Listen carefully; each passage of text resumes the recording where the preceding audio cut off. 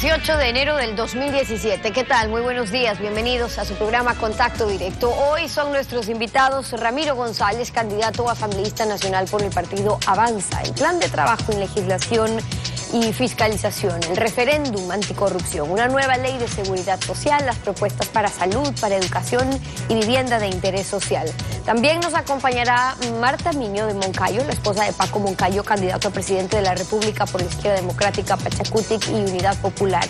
El rol de la esposa del presidente de la República, su experiencia como esposa de Paco Moncayo en la alcaldía de Quito y su apoyo al proyecto político del Acuerdo Nacional por el Cambio. Además, hoy nos acompañará María Mercedes Cuesta, candidata asambleísta nacional por Fuerza Ecuador Fe, para revisar su plan de trabajo para la Asamblea Nacional, los proyectos de ley, tolerancia cero a la droga, reforma a la ley de comunicación y código monetario, reinstitucionalización de la democracia, entre otros temas.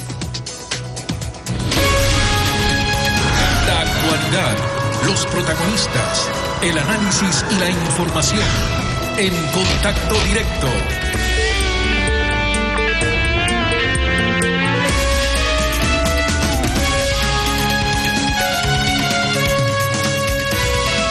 ¿Qué tal, Alfredo? Buenos días, ¿cómo te va? Muy bien, Estefi, buenos días a todos. Continuamos hoy con las entrevistas a los candidatos a asambleístas nacionales. Estamos presentando uno por cada una de las listas inscritas en el CNE. Son 7 preguntas y un mensaje del electorado. Con el tiempo de 1 minuto en sus pantallas aparecerá un reloj con el avance del tiempo y concluido este se termina el audio. De acuerdo al artículo 120 de la Constitución, es mandato de los asambleístas legislar y fiscalizar. Está con nosotros Ramiro González, candidato por Avanza. Buenos días, bienvenido a Contacto Directo. Buenos días, Alfredo. Un saludo cordial a los amigos y amigas televidentes. Empecemos con legislación. Usted propone un referéndum anticorrupción. ¿En qué consiste y quién lo convoca, ya que Avanza no tiene candidato presidencial?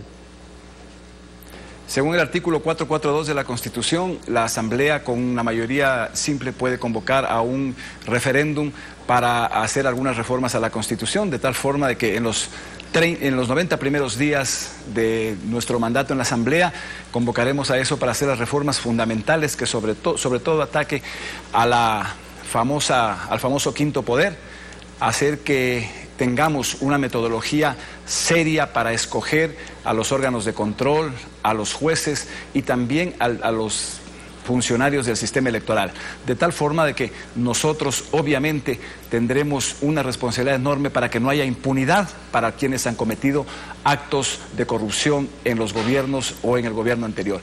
Así que cero tolerancia, cero corrupción y sobre todo cero impunidad.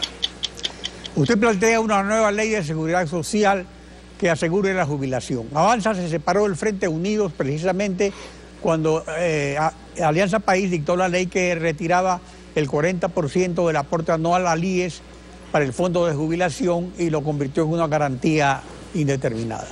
¿Cómo se financiará el fondo de pensiones? ¿Restituirá el aporte estatal anual? ¿En qué porcentaje? ¿Aumentará aportes de empleados y empleadores? Uno de los grandes acuerdos nacionales que debe existir es la conformación de una nueva ley de la seguridad social, en la que esté inmerso el IES, el ISFA y el ISPOL, porque los 3 sistemas están quebrados. A la seguridad social, al IES se la quebró porque ya venía con un déficit actuarial de más de 3.700 millones de dólares. Sin el 40%, ese déficit actuarial debe estar bordeando los 15.000 millones de dólares y es una irresponsabilidad pasarle la pelotita a un gobierno siguiente, decir que ellos tendrán que solucionar el tema. Nosotros pensamos que hay que darle sostenibilidad a la seguridad social porque si no, no habrá cómo pagar pensiones.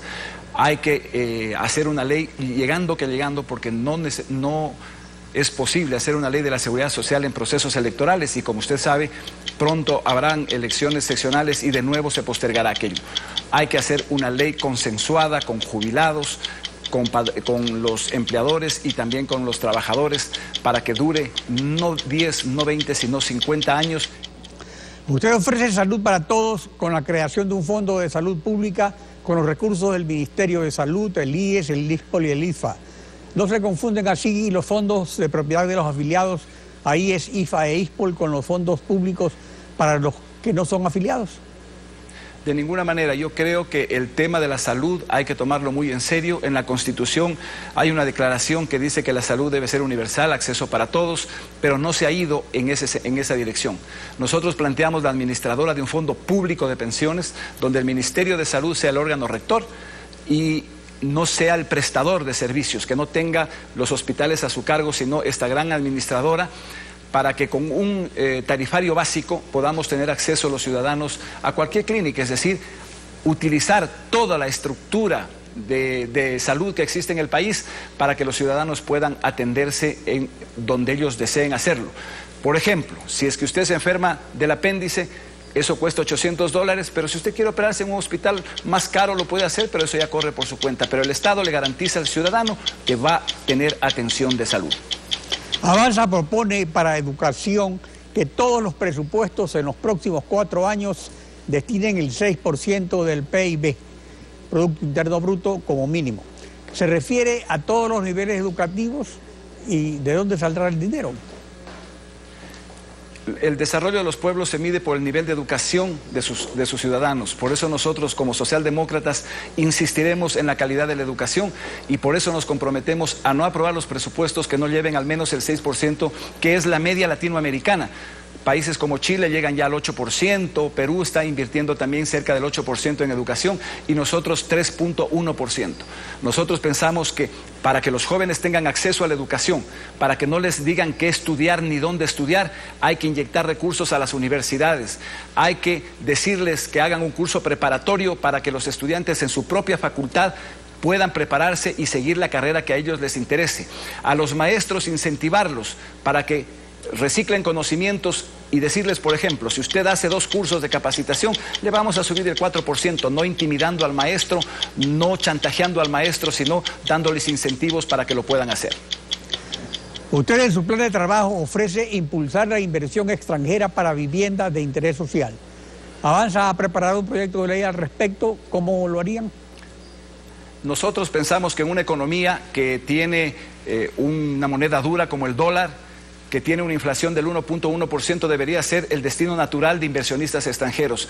Pero con el relajo que existe en el tema tributario, nadie quiere invertir en el país. Por eso nosotros nos comprometemos a, después de que obviamente se elimine el incremento del impuesto al valor agregado y la ley de plusvalías, hacer un acuerdo para no topar el tema tributario durante 8 años para dar seguridad al inversionista, a legislar para que venga banca internacional al país, para que puedan bajar las tasas de interés. No es posible que en una economía con 1.1% de inflación tengamos tasas en el sistema bancario entre 9 y 11%, en las cooperativas del 16 al 20% y en las tarjetas de crédito 40%. Nadie puede ser competitivo con eso, así que nosotros abriremos eso también para que la banca internacional financie proyectos de vivienda popular.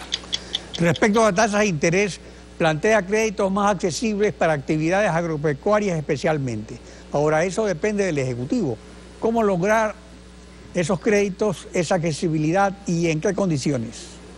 El desarrollo de los pueblos se llegan con acuerdos, Alfredo, y nosotros pensamos que desde la Asamblea se puede hacer grandes acuerdos nacionales.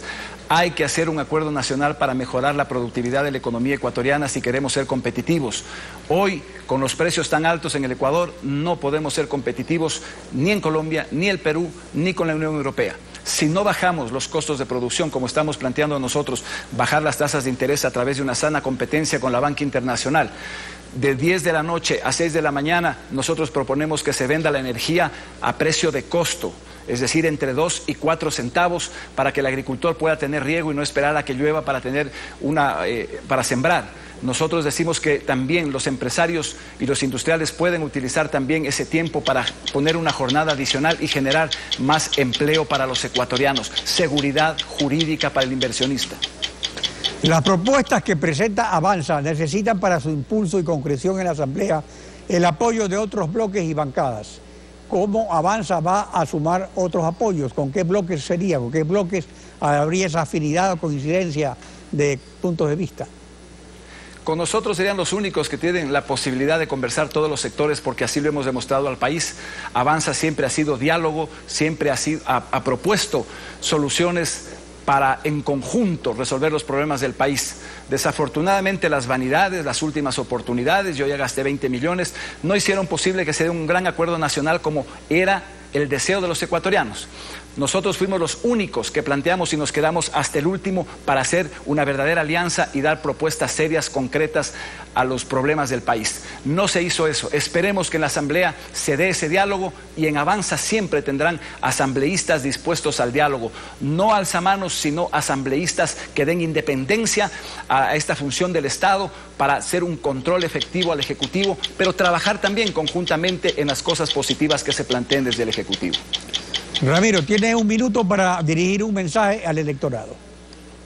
Bueno, decirles que efectivamente estamos paralizados, que hay que ir para adelante, que no nos detengamos, que seamos un país positivo, que le pongamos ganas, que vayamos el 19 con fe a cambiar esta situación, que no nos detengamos, que ese día, el 19, marque todo, vote 8. Gracias, Alfredo. Ramiro González, candidato a asambleísta nacional por Avanza. Gracias por acompañarnos en Contacto Directo. Muchas gracias. Es tiempo de ir a una pausa y cuando regresemos estará Marta Miño de Moncayo, la esposa de Paco Moncayo, candidato a presidente de la República por Izquierda Democrática, Pachakutik y Unidad Popular. El rol de la esposa del presidente de la República, su experiencia como esposa de Paco Moncayo en la alcaldía de Quito ya. Lo analizamos al regresar. Quédense en nuestra sintonía. No puede ser que tengamos que estar eligiendo siempre entre lo malo y lo menos malo, lo dijo Belén Gopegui, escritor, novelista y abogada española.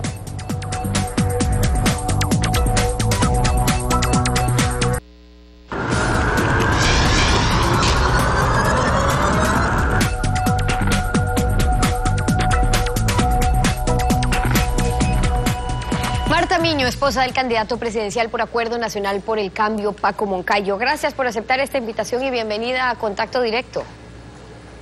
Muy buenos días, Steffi. Un gusto estar con usted. Buenos días. Usted es ambateña, la segunda de 5 hermanos. Vivió en Quito desde muy pequeña, apenas a sus 6 años ya se fue a vivir a la capital. Y conoció a Paco Moncayo también muy joven, por ende ha compartido muchos años junto a él. ¿Por qué cree que su esposo debería ser el próximo presidente del Ecuador? Bueno, Steffi, porque mi esposo es un hombre íntegro, es un humanista, es una persona incansable en su trabajo, un servidor siempre preocupado por el bien común, tiene toda la experiencia y toda la capacidad para gobernar. Lo demostró ya cuando pasó por las Fuerzas Armadas en los altos cargos y en el municipio de Quito, casi 9 años de administración. Creo que es la mejor alternativa por un cambio, para tener una esperanza, para mejores días, para nuestros hijos, nuestros nietos, las familias ecuatorianas, la patria entera. ¿Y cómo cree que puede aportar el rol de la esposa del presidente en la gestión que debe realizar? ¿Cree que es importante que asuma el papel de primera dama? Bueno, voy a ser la esposa del presidente. Nosotros como esposo y esposa siempre hemos trabajado como un equipo. Yo me he encargado del área social. Cuando él estuvo en las Fuerzas Armadas, fui presidenta de la Fundación Virgen de la Merced, presidenta de la Villa Hogar La Esperanza, centro de atención a personas con alguna vulnerabilidad. Luego en el municipio fui presidenta del Patronato Municipal San José, desarrollando importantes proyectos de atención integral y de calidad a niños de la calle, a niños con problemas de adicción, a personas adultas también con problemas de adicción, a personas indigentes, a jóvenes, a adolescentes embarazadas. Todos estos proyectos están funcionando aquí en la ciudad de Quito. ¿Por qué cree que el rol de la esposa del presidente puede aportar a la gestión que tenga que hacer el primer mandatario? Bueno, la esposa del presidente, como usted conoce, Steffi, antes era la presidenta del INFA, del Instituto Nacional del Niño y la Familia. Hoy ya no existe eso. La esposa del presidente tiene que hacer un trabajo de voluntariado. Yo con mi experiencia lo haré con estos proyectos que ya lo hemos desarrollado en Quito y que están funcionando hasta hoy para atender a las personas más necesitadas del país. Bueno, en efecto, usted ya ha tenido experiencia trabajando en esos proyectos sociales a los que se refiere justamente cuando Paco Moncayo fue alcalde, usted en el Patronato Municipal San José, fue también presidente de la Fundación Virgen de la Merced cuando Paco fue jefe del Comando Conjunto de las Fuerzas Armadas, sí. Usted fue fundadora de la Virgen de la Merced, esta institución encargada de velar por los más vulnerables dentro de las Fuerzas Armadas, es decir, acompañando siempre la gestión de su esposo. De esas experiencias, ¿qué es lo que más destaca? Bueno, el trabajo en las áreas de las personas adultas mayores, yo creo que el proyecto emblemático, el que más satisfacción, más gratificación me dio fue el de trabajar con las personas adultas indigentes, rescatándoles de la calle, tratando de insertarles a la sociedad, de devolverles su dignidad. Bueno, todos los proyectos están funcionando, Steffi, son sustentables, son integrales y trataré con los ministerios respectivos de replicar todos estos proyectos en las ciudades del país. Eso en cuanto a su intención de trabajar en lo social y con la experiencia que ha tenido en ciertos proyectos. Ahora, usted ha sido una compañera de vida para el candidato. Se casaron en el 68, van a tener casi 50 años de matrimonio. ¿Qué tan fácil ha sido acompañar a un militar, alcalde, asambleísta, político en cada uno de sus roles? Desde verlo en una guerra o participando en momentos cruciales para el país como la caída de gobiernos. Sí, ha habido momentos difíciles. En el caso de la guerra, pues era una angustia, no solo mía, sino de todo el país, pero confiábamos en la capacidad de mi esposo para que salgamos adelante, para que el país recupere su territorio. Bueno, no ha sido difícil acompañarlo. Mi esposo es muy respetuoso, muy dedicado a sus labores. Y yo siempre he estado acompañándole a él en todos los momentos de su vida. ¿Qué tan importante es para ustedes el rol de la familia? ¿Con qué proyectos buscan fortalecer ese rol protagónico de la familia ecuatoriana? Bueno, la familia es la base de la sociedad. Creo que fortaleciendo a la familia, el resto viene de por sí solo. Tenemos que hacer un trabajo para recuperar valores, para que la familia se integre, los hijos con los padres, para salir adelante. ¿Usted comparte con su esposo, Marta, posiciones como la despenalización del aborto en caso de violación? ¿No cree que esa podría significar una primera puerta para la despenalización del aborto en nuestro país? Bueno, esos temas tienen que tratarles las personas especializadas, tienen que debatir mucho para llegar a algún acuerdo. El país vive una coyuntura política, económica difícil. El reto para quien quiera ocupar el sillón en Carondelet es grande. ¿Qué le dijo usted a su esposo cuando le comentó sobre la decisión de correr por la presidencia? Sí, fue una decisión que hubo que reflexionar. Es un momento difícil para el país, pero si se puede aportar con toda la voluntad, con toda la capacidad, con toda la experiencia, él está terciando por llegar a Carondelet. ¿Qué es lo que usted más valora de Paco Moncayo, de esas virtudes que se pueden destacar y apreciar también en casa? Bueno, mi esposo tiene muchísimas virtudes. Lo que más fortaleza nos da es su honestidad, su compromiso de hombre de bien.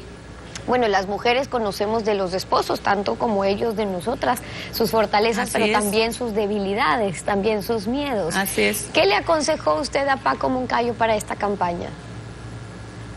Bueno, que tenga la fortaleza y cuente con el apoyo de toda la familia, de su esposa, y siempre las decisiones él las toma, o sea, meditando bien, y siempre sale adelante. Para terminar, un mensaje que quisiera compartir con usted, con la ciudadanía. Bueno, que el próximo 19 de febrero mediten su voto a conciencia, que se están jugando el futuro de sus hijos, de sus familias, de la patria, y que rayen todo bien en la papeleta. Marta Miño es la esposa del candidato por Acuerdo Nacional por el Cambio, Paco Moncayo. Gracias por haber estado con nosotros. Muchas gracias. A usted, 7:25, una pausa y al regresar estará María Mercedes Cuesta, candidata asambleísta nacional por Fuerza Ecuador Fe, para hablar sobre su plan de trabajo para la Asamblea Nacional, proyectos de ley, tolerancia cero a la droga, la reforma a la ley de comunicación y al Código Monetario, entre otros puntos. Quédese usted en nuestra sintonía. El voto es como un rifle, su uso dependerá del carácter de quien lo use, lo dijo Theodore Roosevelt, presidente de Estados Unidos.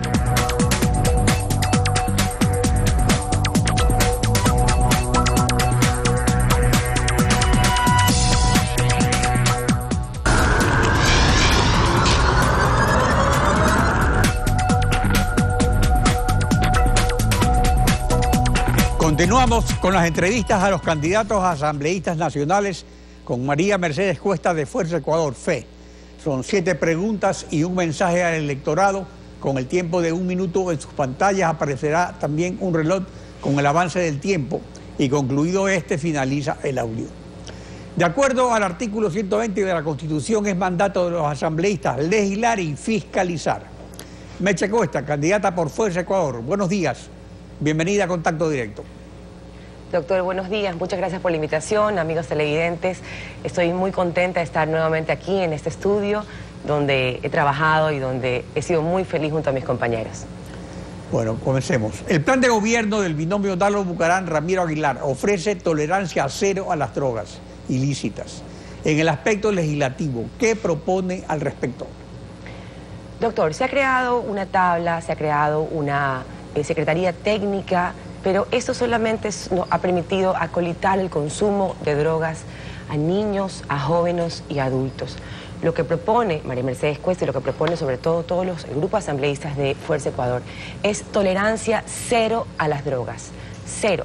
Hay que derogar esa tabla que permite el libre consumo de drogas. Hay que realmente apoyar la creación de centros de desintoxicación y de rehabilitación que están en la ley y que son letra muerta.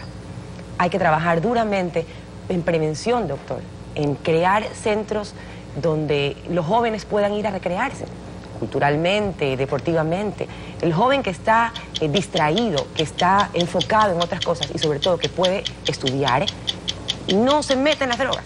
Hay que liberar al país de las drogas, hay que endurecer las penas por el microtráfico y el narcotráfico. No podemos tener más leyes permisivas, sino más bien... Usted tiene un borrador del proyecto de ley de un fondo contra desastres en el que está trabajando y que al llegar a la Asamblea será presentado a sus compañeros asambleístas para escuchar a todas las voces que puedan aportar para su desarrollo. ¿En qué consiste ese proyecto? Justamente aquí lo tengo, doctor, lo he traído, es un borrador en el que he estado trabajando desde que Dalo me hizo la propuesta. Mi trabajo en Manabí me ayudó a darme cuenta de que teníamos muchas ganas de ayudar. El Ecuador fue muy solidario, pero que no existían los fondos.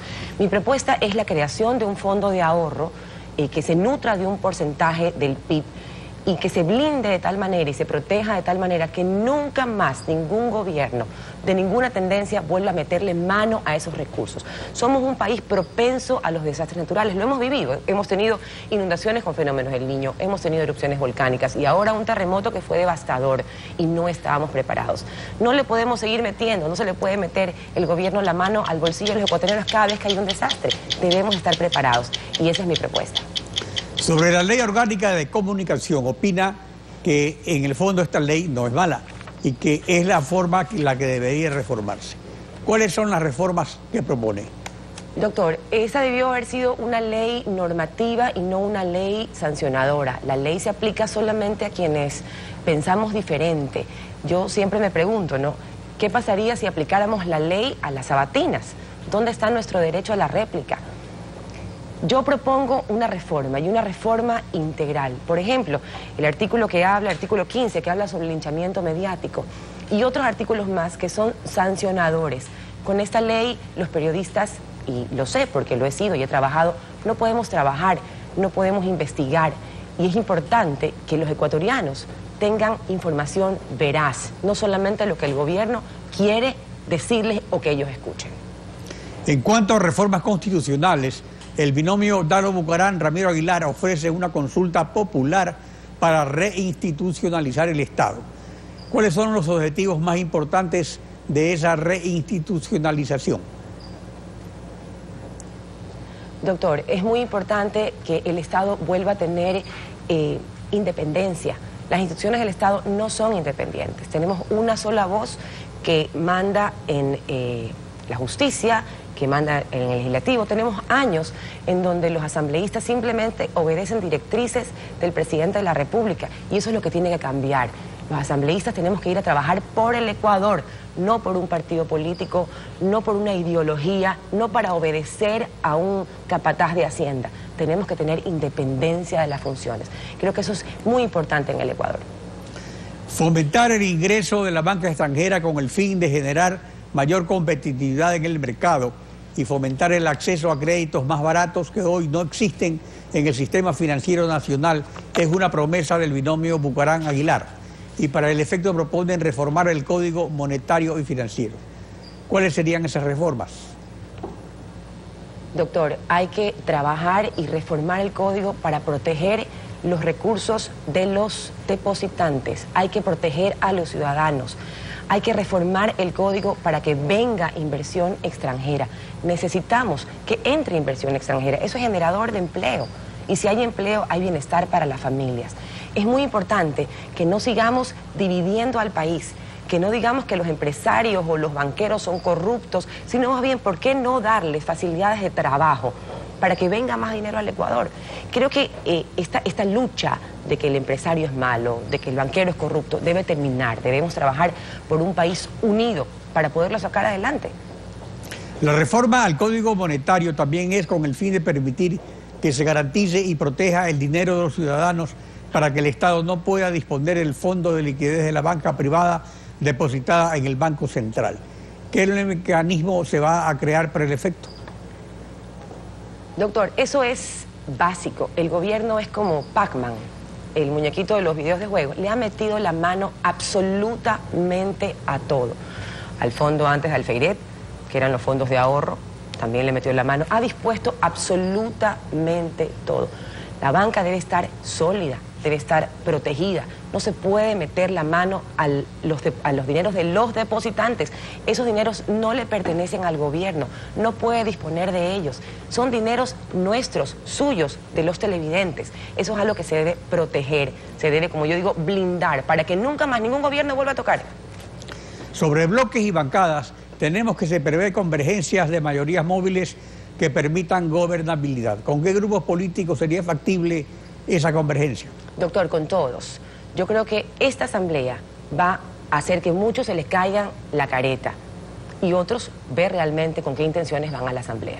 Debemos gobernar para el Ecuador, debemos trabajar para los ecuatorianos, no representando ideologías ni partidos. Todas las personas, todos los asambleístas que vayamos a la asamblea debemos trabajar unidos. ¿De qué sirve que uno vaya solo a la asamblea si no logra consensos con nadie? Es la única manera de trabajar y es ahí donde los ecuatorianos van a poder ver quiénes realmente van a trabajar y van a servir. Se deben lograr consensos. Yo siempre pienso que no importa la ideología política, tenemos que ir responsablemente a trabajar por leyes que ayuden a las familias ecuatorianas. Meche, tiene un minuto para dirigir un mensaje al electorado. Doctor, nosotros somos la nueva fuerza del cambio, que vamos hacia un nuevo futuro. Es importante llegar a la Asamblea Nacional a tener y a lograr consensos para trabajar unidos por el bien de las familias ecuatorianas. Ese es mi compromiso. Tantos años de trabajo hicieron que yo realmente vea lo que sucede en el país. Y mis propuestas nacen de eso, de mis recorridos por todo el Ecuador, de ver las necesidades de los ecuatorianos. Ver que las madres nos ruegan y nos piden que salvemos a sus hijos de la droga. Ver que las madres nos dicen, señora, se me cayó la casa y aún nadie me la ha venido a refaccionar, nadie me ayuda, nadie me dice qué hacer. Todo eso es una realidad, no es lo que nos quieren decir, es lo que sucede. Y en eso voy a trabajar con todo mi corazón, voy a servir a todos los ecuatorianos. Meche Cuesta, candidata asambleísta nacional por Fuerza de Ecuador, gracias por su participación en Contacto Directo. Gracias a ustedes y que tengan un buen día. Estefi. Son las 7 de la mañana con 37 minutos. A continuación les vamos a presentar un resumen investigado y publicado por Diario Expreso sobre la presencia de la constructora brasileña Odebrecht en Ecuador desde 1980. 1987. Es destacable que durante los últimos 10 años, con el actual gobierno, ganó más contratos que nunca. Lenín Artida nos trae los detalles. La presencia de Odebrecht en el país podríamos dividirla en 3 etapas. La primera década, que arranca en 1987, cuando en el gobierno de León Febres Cordero obtuvo sus primeros contratos por 176 millones de dólares. El Estado volvió a contratar con la constructora brasileña en el gobierno de Sixto Durán Ballén por un monto de 240 millones de dólares. Durante el régimen de Fabián Alarcón obtuvo contratos por 126 millones y en el de Yamil Maguad por 143 millones de dólares. En esos 10 años, Odebrecht construyó obras por un total de 685 millones de dólares. Un segundo periodo es el que se identifica entre los años 2000 y 2006. Durante el mandato de Gustavo Noboa, Odebrecht alcanzó contratos por 384 millones y en el de Alfredo Palacio por 285 millones de dólares, para llegar a un total de 669 millones de dólares. En todo este periodo, solo 2 gobiernos no firmaron contratos con Odebrecht, el de Rodrigo Borja y el de Lucio Gutiérrez.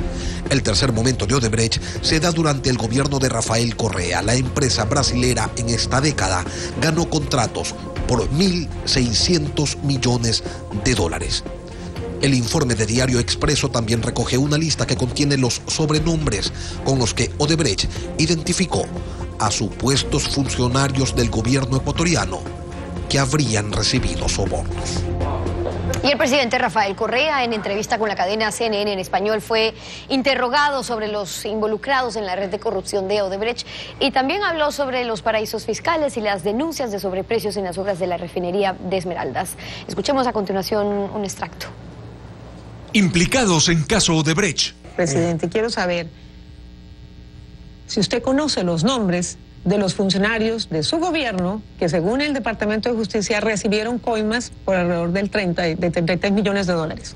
Bueno, su pregunta es ofensiva, porque sería cómplice de la corrupción, así que la rechazo radicalmente. No, perdóneme, no le puedo aceptar. Ahora del Departamento no nos han dado los nombres, pero usted ha hablado de prensa.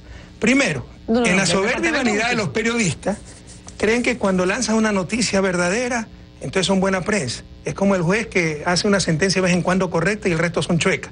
Sigue siendo deshonesto.